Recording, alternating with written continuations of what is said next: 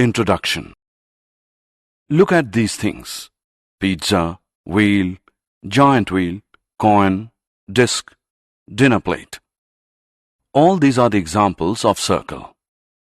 Today we will study about circles and the properties of circles. Come, let's start. Objectives.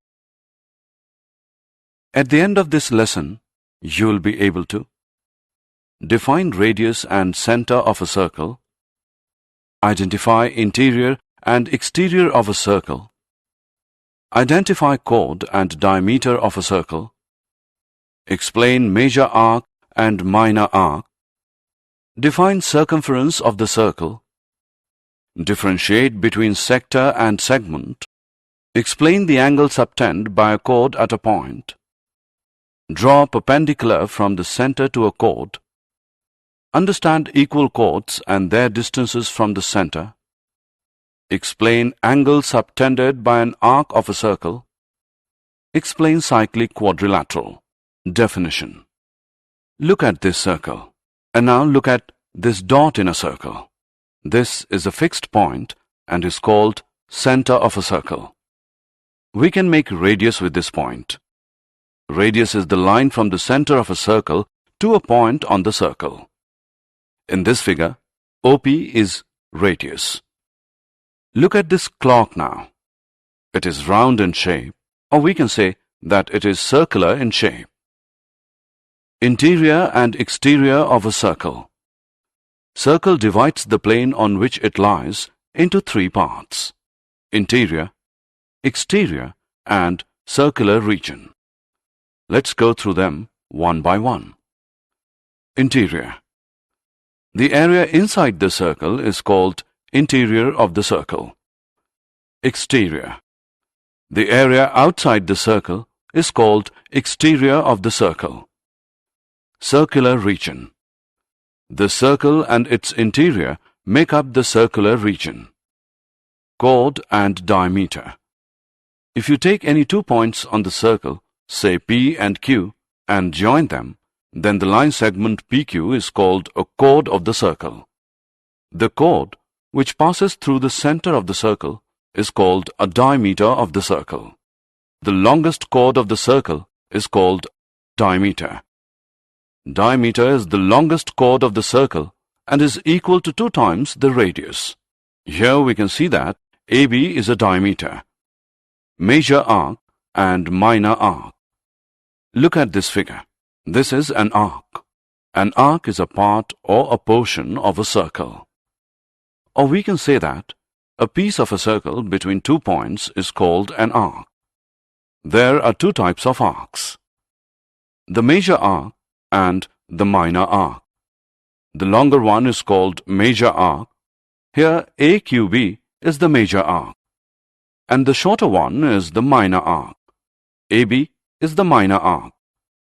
The arc is denoted by this sign: circumference, sector, and segment. The circumference of a circle is the distance around the outside of the circle. It could be called the perimeter of the circle. There are 2 main slices of a circle: the pizza slice and the slice made by the chord. The pizza slice is called a sector, and the slice made by a chord is called a segment. There are 2 types of sectors: the minor sector and the major sector. Like sectors, there are 2 types of segments: the minor segment and the major segment. Now look at this circle. Here, both the arcs are equal. Therefore, these 2 are the semicircles. Angle subtended by chord at a point. Take a line segment AB and a point C on the circle with center O. Join AC and BC. Here AB is chord and angle ACB is the angle subtended by the chord AB. Also, angle AOB is angle subtended by chord AB at the center. If we draw 2 or more equal chords of a circle and measure the angles subtended by them at the center, then we will find that the angles subtended by them at the center are equal. This relation gives us the theorem which says that equal chords of a circle subtend equal angles at the center. Theorem. Let us prove this theorem. Given two equal chords PQ and RS of a circle with center O. To prove, angle POQ is equal to angle ROS. Proof. In triangles POQ and ROS, OP is equal to OR because these are the radii of a circle. OQ is equal to OS. These are also the radii of a circle. PQ is equal to RS given. Therefore, by SSS congruence rule, triangle POQ is congruent to triangle ROS. This gives angle POQ is equal to angle ROS because corresponding parts of congruent triangles are congruent. The next theorem is the converse of the above theorem. It says that if the angles subtended by the chord of a circle at the center are equal, then the chords are equal. Theorem. Let us prove the converse now. Given two equal angles, angle POQ and angle ROS of a circle with center O. To prove, PQ is equal to RS. Proof. In triangles POQ and ROS, OP is equal to OR because these are the radii of a circle. OQ is equal to OS. These are also the radii of a circle. Angle POQ is equal to angle ROS given. Therefore, by SAS congruence rule, triangle POQ is congruent to triangle ROS. This gives PQ is equal to RS. Because corresponding parts of congruent triangles are congruent. Perpendicular from the center to a chord. The next theorem says that the perpendicular from the center of a circle to a chord bisects the chord. Its converse is the line drawn through the center of a circle to bisect a chord is perpendicular to the chord. Let's prove it. Let PQ be a chord of a circle with center O, and O is joined to the midpoint M of PQ. To prove, OM is perpendicular to PQ. Proof. Join OP and OQ. In triangles OPM and OQM, OP is equal to OQ because these are the radii of the same circle. PM is equal to QM because M is the midpoint of PQ. OM is equal to OM common. Therefore, by SSS congruence rule, triangle OPM is congruent to triangle OQM. This gives angle OMP is equal to angle OMQ, which equals 90 degrees because corresponding parts of congruent triangles are congruent. Theorem.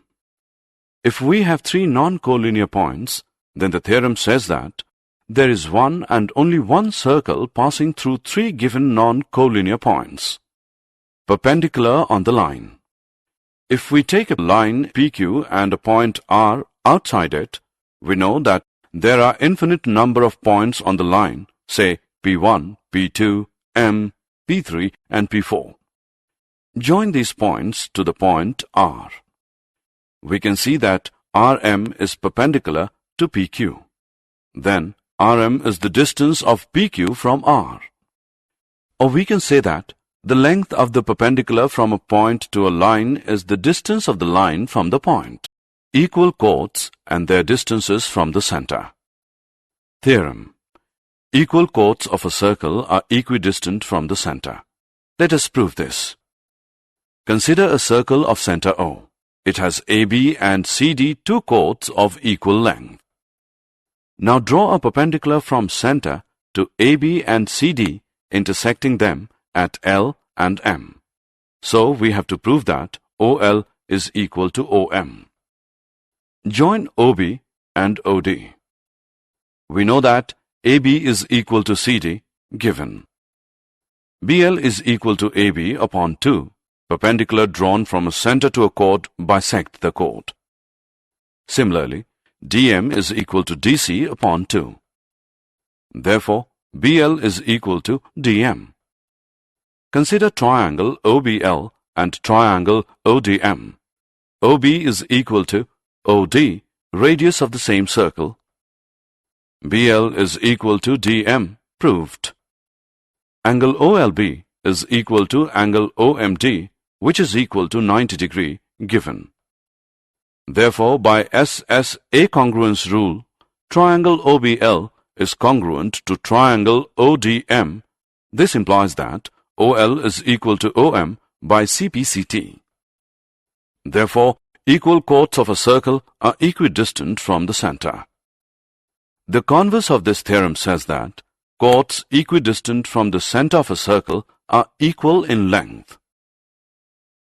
Assessment. Before proceeding further, let us know how much have you learned. Drag and drop the correct option in the blank. Results and theorems of angles subtended by an arc of a circle. The relation between the chord of the circle and the arc is that if two chords of a circle are equal, then their corresponding arcs are congruent. Conversely, if two arcs are congruent, then their corresponding chords are equal. The second result says that the congruent arcs or equal arcs of a circle subtend equal angles at the center. That means the angle subtended by a chord of a circle at its center is equal to the angle subtended by the corresponding arc at the center. Relationship between the angles subtended by an arc at the center and at a point on the circle. Draw a circle with center O. Let PAQ be an arc and be any point on the circle. If we measure the center angle POQ and an inscribed angle PBQ by the arc at remaining part of the circle, we observe that angle POQ is equal to 2 into angle PBQ. This activity gives us a theorem. Theorem. The angle subtended by an arc at the center is double the angle subtended by it at any point on the remaining part of the circle. Let's prove it. Given arc AB of a circle with center O, subtending angles angle AOB at the center and angle APB at a point P on the remaining part of the circle. To prove, angle AOB is equal to 2 angle APB. In the given condition, clearly we have three cases. Case 1, AB is a minor arc. Case 2, AB is semicircle. Case 3, AB is a major arc. Construction. Join PO and extend it to a point Q. Proof. Recall that an exterior angle of a triangle is equal to the sum of the two interior opposite angles. So we have angle QOB is equal to angle OPB plus angle PBO. 1. Considering triangle OPB, angle AOQ is equal to angle APO plus angle PAO. 2. Considering triangle APO. Also, OB is equal to OP, being radii. Angle OPB is equal to angle PBO, and OA is equal to OP, being radii. Similarly, angle APO is equal to angle PAO, thus 1 and 2 reduces to angle QOB is equal to 2 into angle OPB, 3. Angle AOQ is equal to 2 angle APO, 4. Adding 3 and 4, we get angle AOQ plus angle QOB is equal to 2 into angle APO plus angle OPB. Similarly, angle AOB is equal to 2 angle APB. Now for the case 3, reflex angle AOB is equal to 2 angle APB. Hence proved. Angle in semicircle. Theorem. Angle in a semicircle is a right angle. Let O be the center of a circle. Consider a semicircle PAQ and its inscribed angle PBQ. Therefore, 2 angle PBQ is equal to angle POQ, because we know that the angle subtended by an arc at the center is double the angle subtended by it at any point on the remaining part of the circle.